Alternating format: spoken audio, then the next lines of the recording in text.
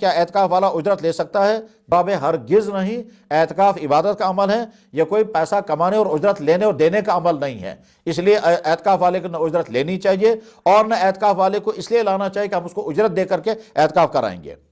کیا اعتکاف والا عرفے کی شام کو نکل سکتا ہے؟ جواب ہے کہ ہاں، یقیناً عرفے کی شام کو جو ہی رمضان کے ختم ہونے کا اور عید کا اعلان ہو جائے تو اعتکاف ختم ہو جاتا ہے۔ وہ اگر چاہیں تو یہ رات مسجد کے اندر گزاریں اور اگر چاہیں تو اپنے گھر بھی جا سکتے ہیں۔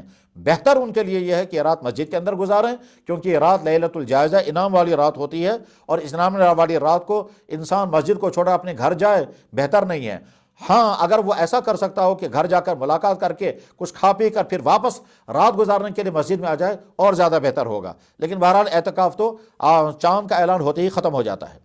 دوران اعتکاف عام حالات میں غسل کرنا، بیوی سے بات چیت کرنا، والدین سے فون پر بات چیت کرنا کس حد تک درست ہے؟ جواب یہ ہے کہ اعتکاف در حقیقت بندہ اپنے آپ کو اللہ کے دربار میں ڈال دیتا ہے، اس کا نام ہے۔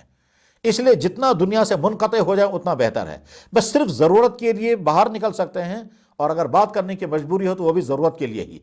اس کے مقابلے میں اگر کسی انسان نے غیر ضروری فضولیات میں اپنا وقت برباد کیا، مثلا بے ضرورت فونوں پر بات چیت ہوتی رہی، تو گویا اعتکاف کا مقصد فوت ہو جائے گا۔ لیکن بہرحال اگر کسی نے اپنے والدین سے فون پہ بات کی، اپنی اہلیہ سے فون پہ بات کی، اس کی بات کرنے کی وجہ سے وہ اعتکاف نہیں ٹوٹا۔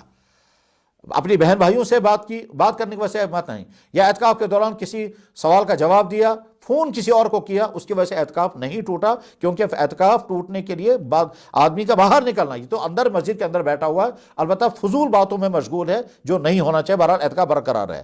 رہا غسل کا معاملہ، تو اعتکاف کے دوران اگر غسل لازم ہو جائے تو وہ غسل کرنا تو اجازت ہے، لیکن مسنون غسل، وہ مسنون غسل نہیں کرنا چاہیے جو مسنون غسل جمعے کے دن ہوتا ہے، وہ مسنون غسل نہیں کرنا چاہیے۔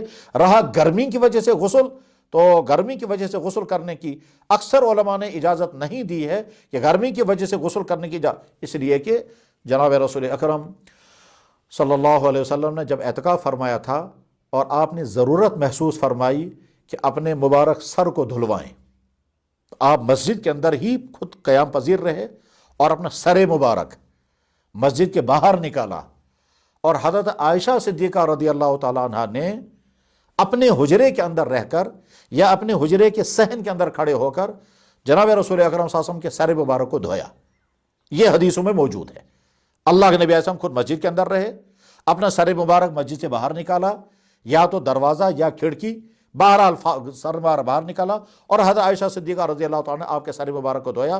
یہ حدیث موجود ہے، حدیث کے تمام کتابوں میں، بخاری، مسلم، ترمذی، ابو داؤد، تمام حدیثوں میں موجود ہے حضرت عائشہ کا سر مبارک دھونا اور آپ علیہ السلام کا خود مسجد کے اندر رہنا اور سر باہر۔ بس یہیں سے سمجھ میں آ سکتا ہے کہ اگر باہر نکلنے کی اجازت ہوتی تو آپ خود باہر تشریف لاتے اور پورا جسم عطر دھو لیتے، یعنی غسل فرما لیتے، لیکن آپ خود باہر تشریف نہیں لائے، صرف سر کے اندر غالباً ہو سکتا ہے اتنی الجھن محسوس کر رہے ہوں کہ آپ کی بشاشت برقرار نہیں رہی، آپ نے مناسب سمجھا سر مبارک کو دھلوائیں، خود مسجد کے اندر رہے۔ اس لیے سنت کا غسل کرنے کے لیے مسجد سے باہر نہیں نکلنا ہے، اور گرمیوں کی بنا پر غسل کرنے کے لیے بھی مسجد سے باہر نہیں نکلنا ہے۔ یہ اکثر علماء کی رائے یہی ہے۔